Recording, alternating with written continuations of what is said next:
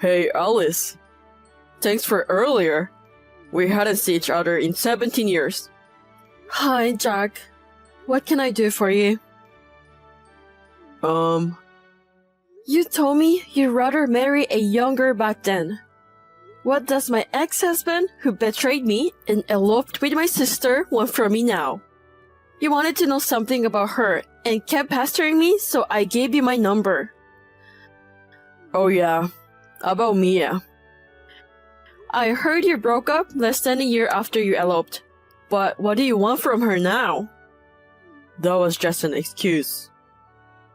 No. I heard you were seen around town through word of mouth. I was hanging around where you might be living, and sure enough, there you were. Well, you had aged compared to 17 years ago, but the resemblance to the old days was still there. So, I recognized you immediately. I see you got nothing better to do. What's with the creepy stalking? I was just trying to tell you how happy I am now.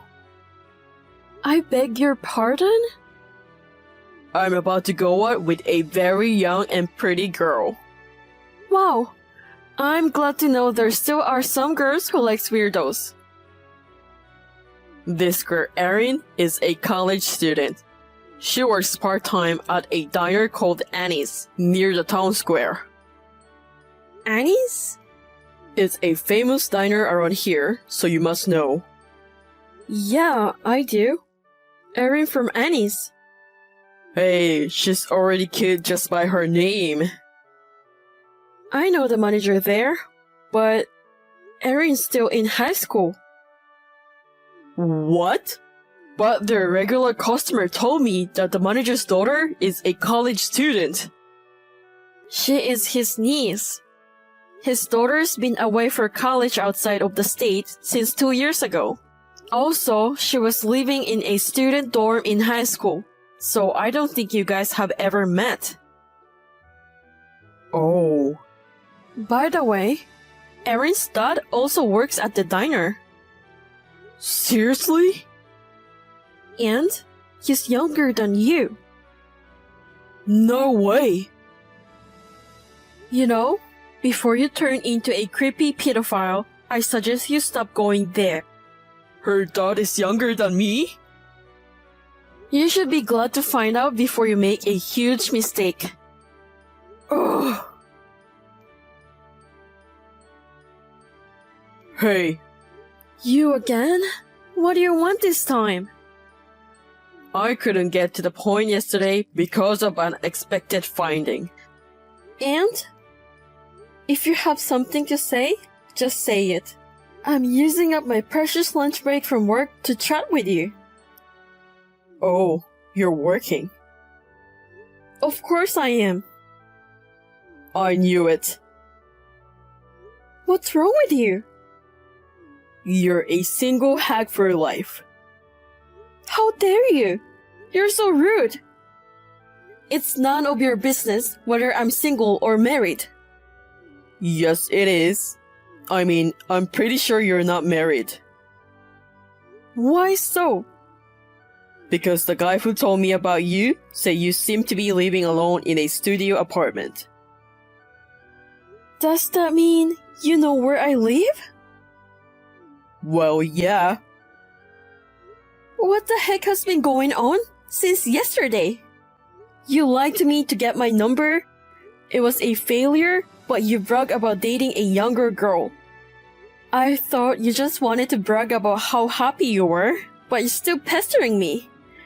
It's been 17 years since our divorce. What the heck do you want? Well, I thought I'd end it yesterday too, after all the embarrassment. But this morning, I realized something. What? I mean, you're still single. Does that mean you're still hung up on me? Oh, Jesus. Is it pathetic to still have feelings for someone who betrayed me after 17 years? Are you sure? Then why are you still working? Women work regardless of being single or married nowadays. But you're single, aren't you? Why are you so judgmental? You still have feelings for me, right? Not at all. Aw, You're clingy. I will marry you again. Excuse me? We're getting old, you know? You might think it's too early, but I'm thinking about retirement. Doesn't the thought of a lonely old lady living alone frighten you? Don't assume that I'm still single because I haven't denied it. You haven't because you're probably ashamed or too proud to tell me. Then the only answer is that you're single. God. It's as simple as not wanting to tell you anything. Why not? What's the point of explaining my current status to a traitor? But, since it seems to be even more of a problem if I don't tell you, I'll tell you as much as I can about my 17 years. Okay. Well, look at this first. A photo. What's this? Why are you wearing a gown? It's my college graduation photo. Wait, you're a high school grad, just like me. I enrolled in a college after our divorce. I wanted to study more. That's kind of lame, isn't it? You went to college after I left you? What I did after you left me is none of your business. Thanks to that, I found my calling and was able to apply it to my current job. And most importantly, I met my husband. Oh, come on, you don't have one. Here's the next one. A photo. What are these? Our wedding rings. No. The design of these rings is clearly different from the ones we had, so you understand that they were purchased on a different occasion, right? Are you serious? Look at this next. Photo. This is my husband and our boy. No way. I don't want to give away their identity, so it's the one taken from the side a few years ago. As you can see, I've already remarried, and we have a child. I have a good relationship with my in-laws too. You're really married. Yep, I love my life now. Then, why do you have a studio apartment? Is it a secret affair pad where you bring different men behind your husband's back? If that's the case, I can take up the part. You've already become a creepy, delusional old man, you know? What do you mean? Listen, don't you know that service apartment? And? I happened to be in my hometown for a month or so on a business trip, but my parents' house is long gone. I thought it would be more convenient to stay in a service apartment than in a hotel so I can cook for myself. I decided to stay there after consulting with my work. A business trip? Yes, this is the end of the story of my 17 years. That's all you need to know. Yeah, but... Conclusion, you have already exited my life story. Wait. So long.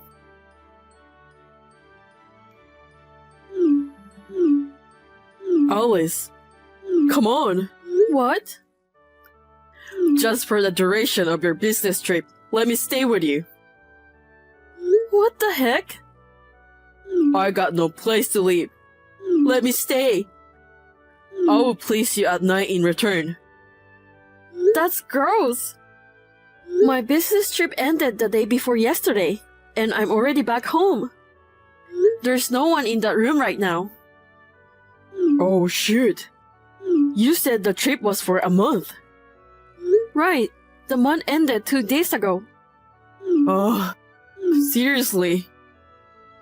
By the way, I heard you bothered Mia before you came to me. I contacted her to give her a heads up, and she told me you already reached out to her. You thought she was still single too.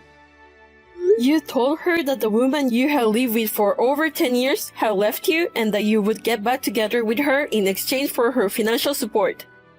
Her preteen son stood in between and turned you away, right?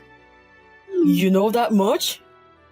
She didn't think you'd come to me. She apologized for not giving me a warning. Wait, you guys made up. The sisters who were battling it out over me. It kind of pisses me off to hear you say that, but when you left her less than a year after eloping, she realized a lot of things. She went to our late parents and apologized sincerely. I was already out of their house, so we never saw each other in person. She called me to admit her mistakes and apologized again and again. If you ask me if that patched up our relationship back to normal, it's hard to say yes. We do keep in touch though, for seasonal greetings, weddings, funerals, and stuff.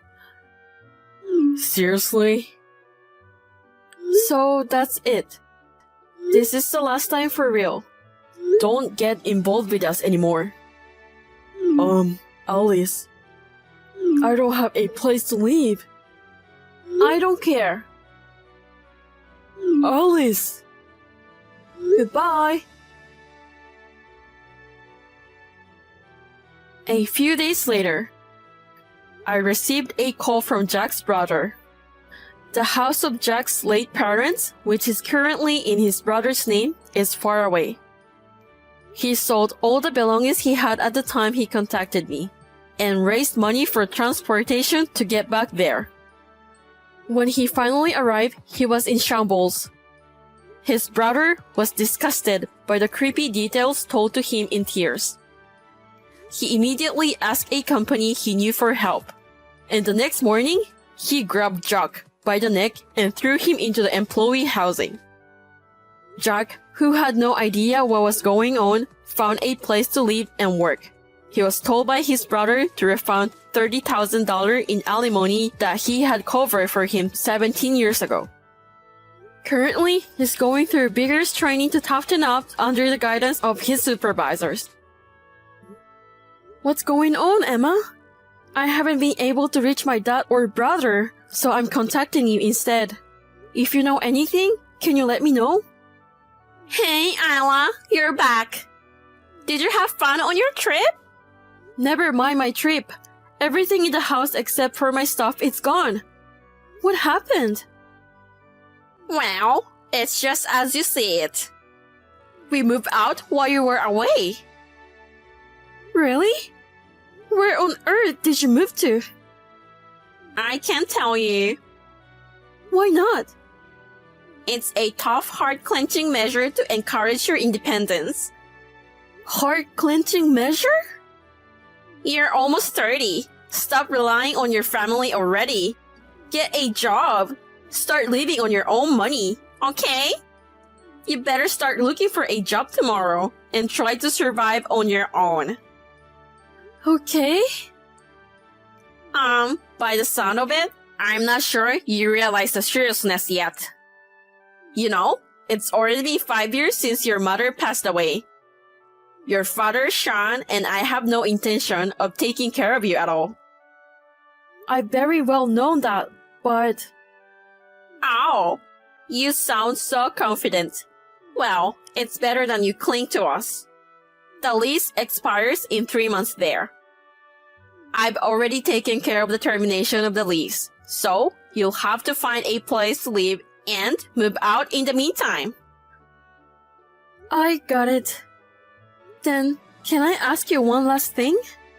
What is it? I don't work for a company, but I do have a job. Oh, please. I've been putting some money in the house, but I don't have to do so anymore, right? You don't need to try and make yourself look good at this point. Please do as you wish. All 3 of us will be changing our phone numbers and email addresses. You won't be able to contact us. Sure. So this is your reaction. Wow. I hope you understand what it means to be cut off from your family from now on.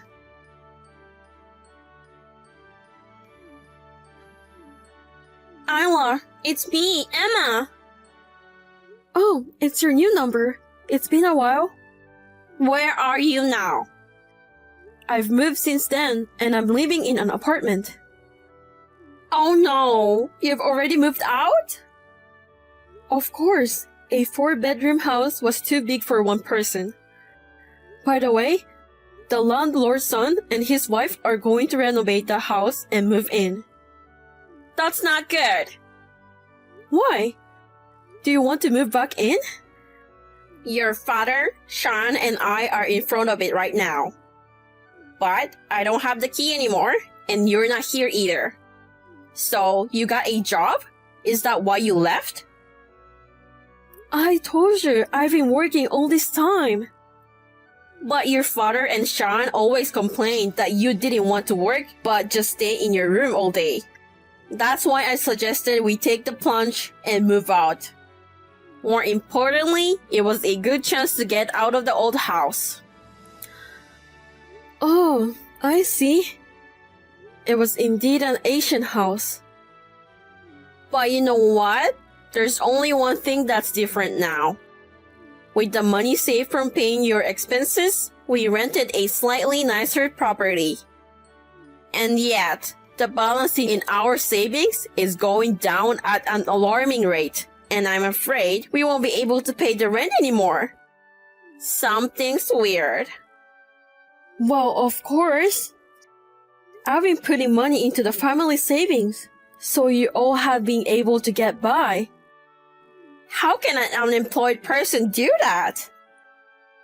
I work freelance, so... Freelance? I mean, my room was my workplace. My dad, Sean, and you didn't want to believe me, but I've been making a good income. When we lived together, I was putting $2,000 a month into the family account. 2,000? That's what my mom earned before she died, and I took over. Since that money is gone, of course, the balance will decrease faster. Oh God. The account history should show you all the money I had deposited, but you didn't notice it all along. By the way, is Sean still working as a temp? Is he really going to work? Oh well, that's...